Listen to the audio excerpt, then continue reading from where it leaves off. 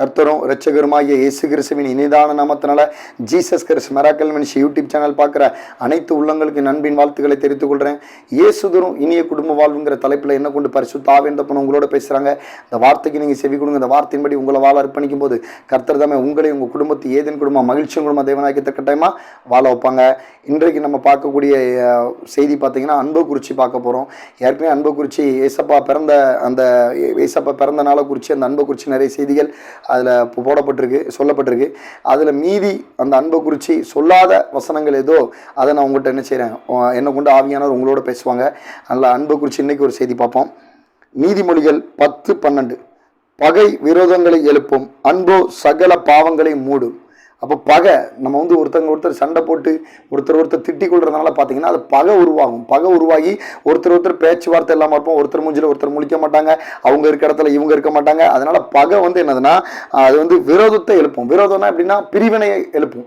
ஒருத்தங்க சண்டை போட்டிருந்தீங்க, ஒருத்தங்களை திட்டிருந்தீங்கன்னா அது உங்களை என்ன செய்யும், பிரிவினையை உண்டு பண்ணும். பிரிவினை உண்டு பண்ணி விரோதங்களை எழுப்பும். விரோதங்களை அவங்களை கண்டாலே உங்களுக்கு ஒரு எரிச்சல், அவங்கள பார்த்தாலே ஒரு கோவம் வரும், அவங்க இருக்கிற இடத்துக்கு போகக்கூடாது இப்படின்னு அவங்களுக்கும் எனது விரோதங்களை எழுப்பும். பகை நீங்கள் சண்டை போட்டு நீங்கள் பேசி திட்டுறது அது உங்களுக்கு விரோதங்களை எழுப்பும். அதுக்கப்புறம் என்னன்னா உங்களுக்கு அவங்கள பார்த்தா எரிச்சல், அவங்கள பார்த்தா அவங்க இருக்கிற இடத்துக்கு போக மாட்டீங்க, அவங்க நிற்கிற இடத்துல நிற்க மாட்டீங்க, அவங்க போகிற ஹோட்டலுக்கு போக மாட்டீங்க. இப்படி என்னதுன்னா அது விரோதங்களை எழுப்பும் அப்படின்னு வேதவசனம் சொல்லுது. அன்போ சகல பாவங்களை மூடும். அப்போ பார்த்தீங்கன்னா நம்ம கூடுமான அளவுக்கு இந்த வீடியோ பார்த்துட்டு இருக்க சகோதர சகோதரிகள் அவங்களுடைய சொந்த பந்தத்துக்கிட்டேயோ சிலவங்க கணவன் மனைவிக்குள்ளே என்ன செய்கிறாங்க, பகை போட்டு 18 வருஷம் 10 வருஷம் பேசாமல் இருக்கிறாங்க. சிலவங்க ஒரே வீட்டில் இருந்துக்கிட்டு 1 மாதம் வரைக்கும் 2 மாதம் வரைக்கும் பேசாமல் இருக்கிறாங்க. கேட்டால் நான் பேச மாட்டேன், அவர் தான் பேசணும்.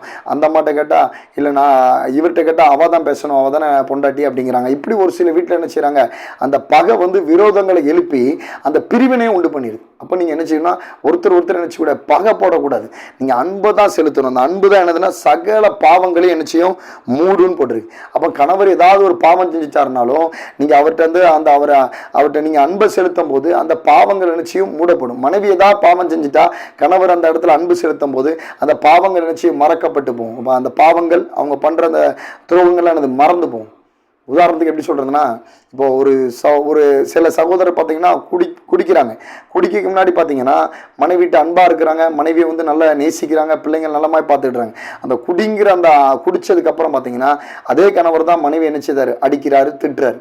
அப்போ அந்த மனைவி அந்த டைமில் என்ன செய்யணும்னா நம்ம கணவர் குடிக்காத போது எப்படி இருந்தார், அன்பாதான் நம்மகிட்ட பேசினார், அன்பாதானே இருந்தார் அப்படின்னு நினச்சி அவங்க அந்த அடிக்கும் போது திட்டும் போது அந்த நம்ம கணவர் தானே அப்படின்னு சொல்லிட்டு அதை ஒரு பகையாக அது ஒரு விரோதமாக எழுப்பாமல் அவர் முன்னாடி நடந்துக்கிட்ட அந்த அன்பை நினச்சி இதை சகிச்சு போயிட்டாங்கன்னா அந்த குடும்பத்தில் விரோதங்கள் என்ன சொல்றது, அக்கிரமங்கள், அநியாயங்கள், பிரிவினைகள் கட்டாயமாக வராது.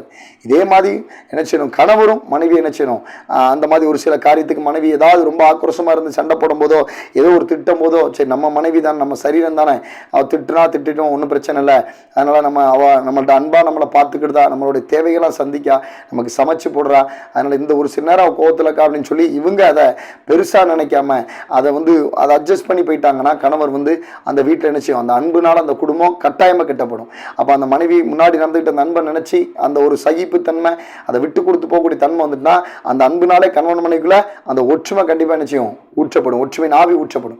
அப்போ நம்ம என்ன செய்யணும், கூடுமான அளவுக்கு உங்கள் அக்கம் பக்கத்தில் இருக்க சகோதர சகோதரிட்டையோ உங்கள் சொந்த பந்தத்திட்டையோ அவங்க என்ன சண்டை போட்டாலும் என்ன உங்களை பகைச்சாலும் உங்களுக்கு என்ன தீங்கு செஞ்சாலும் என்ன செய்யுங்க, அவங்கள்ட்ட கூடுமான அளவு அன்பை மட்டும் காட்டுங்க. ஏன்னா பகையை காமிச்சிங்கன்னா அது உங்களுக்கு ஒரு விரோதத்தை தான் எழுப்போம், அது உங்களுக்கு என்ன செய்யும், தீமையை தான் கொண்டு போய் நிப்பாட்டும். உதாரணத்துக்கு சொல்கிறேன், எனக்கு தெரிஞ்ச ஒரு சகோதரர், என்னோட ரிலேட்டிவ் தான்.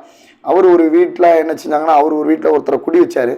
அவர் வீட்டில் பார்த்தீங்கன்னா இன்னொருத்தர் குடி இருந்துட்டு நீங்கள் எனக்கு ஒரு 1 லட்ச ரூபா தந்தா தான் நான் உன் வீட்டை விட்டு காலி பண்ணி போவேன் அப்படின்னு சொல்லிட்டார். சொல்லி ஒரு அடமண்டா ஒரு பிடிவாதத்துக்கு என்ன செஞ்சார், ரொம்ப ஆக்ரோஷமாக பேச ஆரம்பிச்சிட்டார்.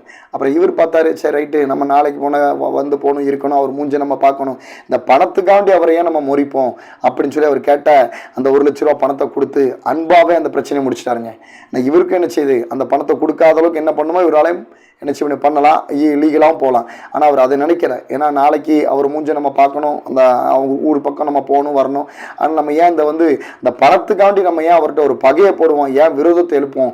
அவரை மண்டி கண்டா நமக்கு ஒரு கசப்பு உண்டாகும், நம்மளுக்கு அவரை கண்டா நமக்கு கசப்பு உண்டாகும். அதனால தேவையில்லை அப்படின்னு சொல்லி என்ன செஞ்சாங்க, அன்புனாலே அவர் கேட்ட பணத்தை என்ன செஞ்சார் இவர் கொடுத்து, அதனால அந்த அன்பாவே அந்த பிரச்சனை என்ன செஞ்சுட்டாங்க, சால்வ் பண்ணிட்டாங்க. அப்போ நம்மளுடைய வாழ்க்கையிலும் பார்த்தீங்கன்னா ஒவ்வொரு காரியம், பண நெருக்கடியாக இருந்தாலும் சரி, வேற ஏதாவது சண்டை சச்சரவாக இருந்தாலும் சரி, குடும்பத்தில் யாராவது உங்களுக்கு அவசரத்தில் பேசி உங்களை திட்டி அடிச்சிட்டாலும் சரி, அதை நீங்கள் மன்னிச்சு சகிச்சு அதுக்கப்புறம் அந்த அன்பை மட்டும் நீங்கள் அவங்களோட திரும்ப செலுத்தி பாருங்க. அன்பாலே உங்கள் குடும்பம் கெட்டப்படும். உங்களுக்கு அப்போ ஆண்டவர் என்ன செய்வார், உங்கள் அக்கம் பக்கத்தில் சொந்த பந்தங்களாம் என்ன செஞ்சாலும் வச்சாலும் இவன் அன்பை மட்டும் காட்டுறாள் அப்படின்னு சொல்லி செய்வாங்க. உங்கள்கிட்ட அவங்க ஆட்டோமேட்டிக்காக அன்பாவே மாறிடுவாங்க. காரணம், நீங்கள் அன்பான தெய்வத்தை ஆராதிக்கிங்க. ஏன்னா கடைசி சொட்டு ரத்தம் சிந்தது வரைக்கும் பிதாவே இவர்களை மன்னிங்க, இவர்கள் என்ன பண்றாங்கன்னு தெரியாம பண்றாங்கன்னு அன்பை மட்டும் காமிச்ச தெய்வம் இயேசு கிறிஸ்து. அந்த ஆண்டவரை நீங்க ஆராதிக்கிறீங்க. அப்போ அன்புக்கு உதாரணமே அவர் தாங்க. அவரோட லவ்வுக்கு, அவரோட அன்புக்கு ஈடு ஏன்னா உலகத்தில் எதுவுமே கிடையாது. அப்படிப்பட்ட தெய்வம். நீங்கள் நம்ம என்ன பாவம் என்ன அக்கிரமம் செஞ்சாலும் நம்மளை மன்னிக்கக்கூடிய அந்த அன்பு, அந்த அன்பான இயேசு உங்களுக்குள்ள இருக்கார். வீடியோ பார்த்துட்டு இருக்க சகோதர சகோதரிகிட்ட அவருடைய சுவாபத்தை, அவருடைய கிரியைகளை நினைச்சிங்க நீங்கள் வெளிப்படுத்துங்க. கட்டாயமாக உங்கள் குடும்பம், உங்கள் சுற்றி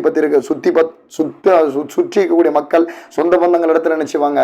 சொந்த பந்தத்துக்கு கூட நீங்கள் நினைச்சிங்க அன்பால கெட்டப்பட்டு உங்கள் வாழ்க்கை அன்பால கண்டிப்பாக என்ன செய்யும், ஆசீர்வாதமாகவும் செழிப்பாகவும் நன்மைகளாகவும் ஒரு பீஸ்ஃபுல்லாகவும் உங்கள் வாழ்க்கை அமையணும். கர்த்தராகிய இயேசு கிறிஸ்து நாமத்தில் உங்களுக்கு தெரிவித்துக் கொள்கிறேன். கர்த்தர் இந்த வார்த்தையின் மூலியமாக உங்களோட கூட பேசியிருப்பாங்க நான் விசுவாசிக்கிறேன். கூடுமான அளவு யாற்றி என்ன செய்யுங்க, பகையை முற்றிலும் விலக்கி அன்பை மட்டும் செலுத்துங்க. அந்த அன்புனால உங்கள் வாழ்க்கை கட்டாயமாக கெட்டப்படுத்தும். தெய்வம் தாமே உங்களை ஆசீர்வதிப்பாராக.